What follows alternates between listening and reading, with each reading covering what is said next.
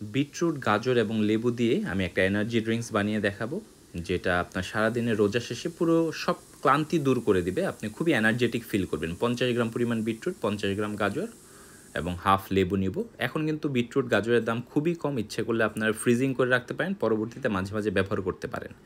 যাই হোক, 1 গ্লাস পরিমাণ পানি দিয়ে ব্লেন্ড করলে হয়ে যাবে। আমরা সবাই জানি বিটরুটে ডায়েটারি নাইট্রেট আছে, যেটা আমাদের শরীরের ভেতর যাওয়ার পরে কি নাইট্রেট অক্সাইডে পরিণত হয়। ব্লাড সার্কুলেশন ভালো করে, যাদের উচ্চ রক্তচাপের সমস্যা আছে তাদের জন্য তো খুবই ভালো। আমাদের আর্টারি মানে ব্লাড সার্কুলেশনে যে আর্টারি সেটা বড় করে দেয়।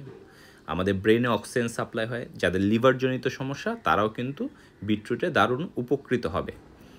এই যে হয়ে গেল বিটরুটের জুস। ইফতারির পরপর আপনার এ ধরনের 1 গ্লাস জুস খেলে একদম সারাদিনের ক্লান্তি দেখবেন দূর হয়ে যাবে। আমরা অনেক সময় ব্যায়ামের আগে এ ধরনের বিটরুটের জুস খাই, ন্যাচারাল একটা প্রি ওয়ার্কআউট হিসেবে এনার্জি পাওয়া যায়। তো যে কোনো ভালো জিনিসে কিছু অপকার থাকতে পারে। এর মধ্যে প্রচুর আয়রন এবং ফলিক অ্যাসিড থাকায় গর্ভবতী মায়েদের কিন্তু এটা বুঝে শুনে খেতে হবে, সবজি আকারে হোক অথবা জুস আকারে হোক। আরেকটা বিষয়, এর মধ্যে প্রচুর অক্সালেট থাকে, অনেক সময় স্টোন ফরমেশন করে ফেলে। তাই যাদের গল ব্লাডার স্টোন আছে বা কিডনি স্টোন আছে তাদেরও কিন্তু এটা বুঝে শুনে খেতে হবে। আমার কাছে মনে হয় কোনো কিছুর উপর নির্ভরশীল না হয়ে আপনি সপ্তাহে 2-3 দিন এই ধরনের একটা এনার্জি ড্রিঙ্কস খান, তাহলেই হবে। হ্যাঁ, ভালো থাকবেন, সুস্থ থাকবেন, টাটা, টেক কেয়ার।